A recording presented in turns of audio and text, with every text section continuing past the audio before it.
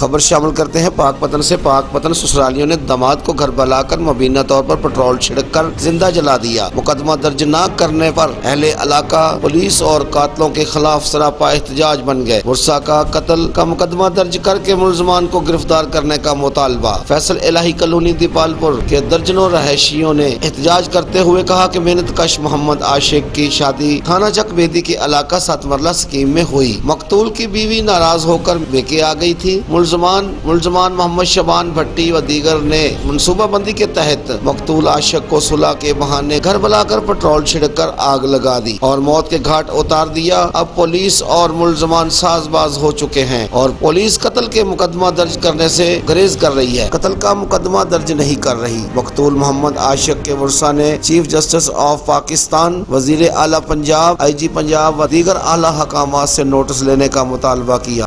ਉਹਨਾਂ ਸਾਨੂੰ ਧੱਕੇ ਚ ਦਿੱਤੇ ਨੇ, ਬਾਹਰ ਚ ਕੱਢੇ ਨੇ। ਸਾਡਾ ਨਾ ਪਰਚਾ ਕਟਿੰਦਾ ਪਿਆ ਨਾ ਕੁਛ ਕਰਦਾ ਪਿਆ। ਮੈਂ ਤਾਂ ਗਰੀਬ ਨਹੀਂ ਗਈ ਆ। ਸੀ ਉਹਨਾਂ ਮਾਰ ਦਿੱਤਾ।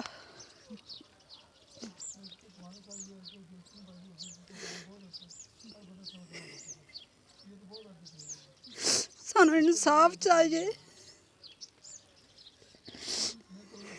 जी मेरा नाम नदीम है। मैं मल्ला फजल इलाही कॉलोनी का रहायशी हाँ।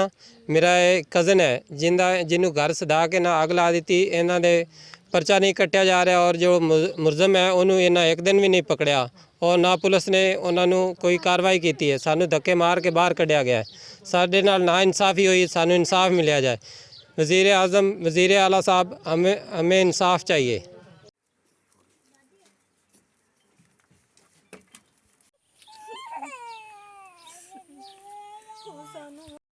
रिपोर्ट कर रहे हैं हमारे नुमाइंदा ज़हूर अहमद खिची, DNN न्यूज़ पाकपतन।